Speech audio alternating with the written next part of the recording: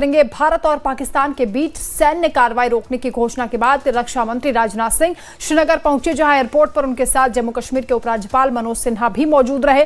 सेना प्रमुख जनरल उपेंद्र द्विवेदी ने रक्षा मंत्री का स्वागत किया।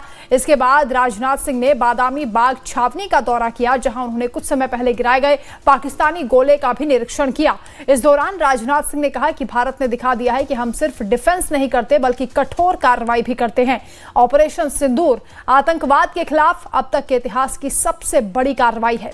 राजनाथ सिंह ने यह भी कहा कि पाकिस्तान ने भारत को धोखा दिया, भारत को छला है, इसका खामियाजा उसे भारी कीमत चुकानी पड़ी है। और पहलगाम में आतंकवादियों ने धर्म देखकर निर्दोष लोगों को मारा था, हमने उनका कर्म देखकर खात्मा किया, यह हमारा धर्म है। वहीं राजनाथ सिंह ने श्रीनगर एयरबेस से जो 5 बड़ी बातें कही हैं, उसे भी आप जान लीजिए।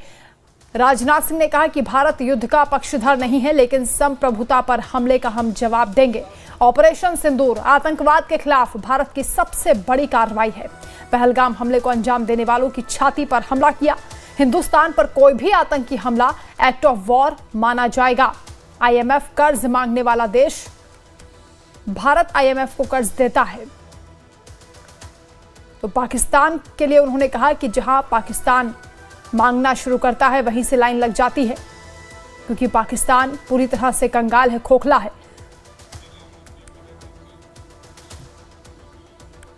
तो पाकिस्तान के परमाणु हथियार को लेकर रक्षा मंत्री राजनाथ सिंह ने बड़ा बयान दिया। उन्होंने कहा कि पाकिस्तान के पास परमाणु हथियार सुरक्षित नहीं है, पाकिस्तान के परमाणु बम पर IAEA की निगरानी होनी चाहिए। क्या कुछ उन्होंने कहा है, आप सुनिए।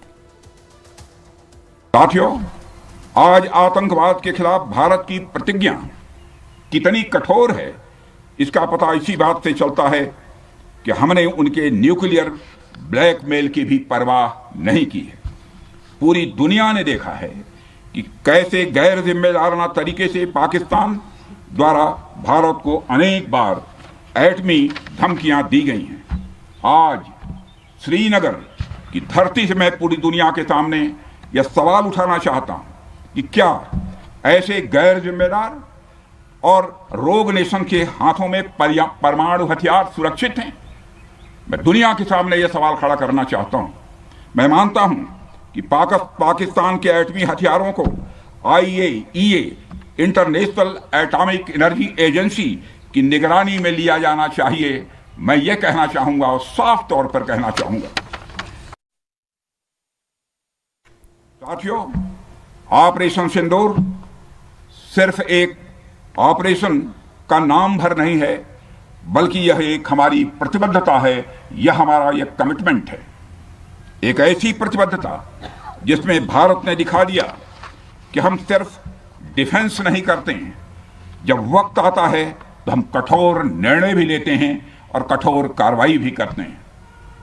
यह ऑपरेशन उस एक एक जवान की आंखों में देखा गया सपना था कि हर आतंकी ठिकाना, चाहे वह घाटियों में छुपा हो या बंकरों में दबा हो, हम वहां पहुंचेंगे और दुश्मन की छाती चीरकर हम उन आतंकी ठिकानों को खत्म करके ही हम वापस लौटेंगे। मेरे साथियों, ऑपरेशन सिंदूर आतंकवाद के खिलाफ भारत द्वारा चलाई गई अब तक के इतिहास की, मैं मानता हूं, यह सबसे बड़ी कार्रवाई है। 35-40 वर्षों से भारत सरहद पार से चलाए जा रही आतंकवाद का सामना कर रहा है। आज भारत ने पूरी दुनिया को यह साफ कर दिया है, यह स्पष्ट कर दिया है कि आतंकवाद के खिलाफ हम किसी भी हद तक जा सकते हैं। साथियों, आतंकवादियों ने पहलगाम में आतंकवादी घटना को अंजाम देकर भारत के मस्तक पर चोट पहुंचाने की कोशिश की है। भारत की सामाजिक एकता को तोड़ने का भी प्रयास किया गया है। उन्होंने भारत के माथे पर वार किया, हमने उनकी छाती पर वार किया है और छाती पर घाव किया है। रही बात पाकिस्तान की, तो उसकी बात ही क्या करूं आपसे। वह देश तो मांगते मांगते अपनी जहालत से एक ऐसी हालात में आ गया है कि उसके बारे में यह भी कहा जा सकता है कि पाकिस्तान जहां भी खड़ा होता है वहीं से मांगने वालों की लाइन प्रारंभ हो जाती है। अभी आपने सुना ही होगा कैसे वह फिर एक बार इंटरनेशनल मॉनेटरी फंड IMF के पास कर्ज मांगने गया।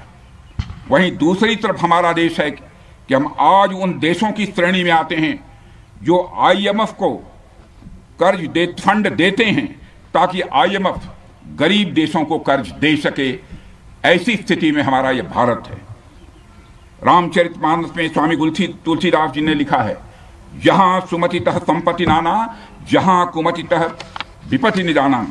यानी जहां सुमति होती है, अच्छी नीतियां होती हैं, वहां सुख और समृद्धि होती है, और जहां कुमति होती है, बुरी मति होती है, केवल दूसरों के हित की भावना होती है, वहां तरह तरह की विपत्तियां स्वाभाविक रूप से आती ही हैं।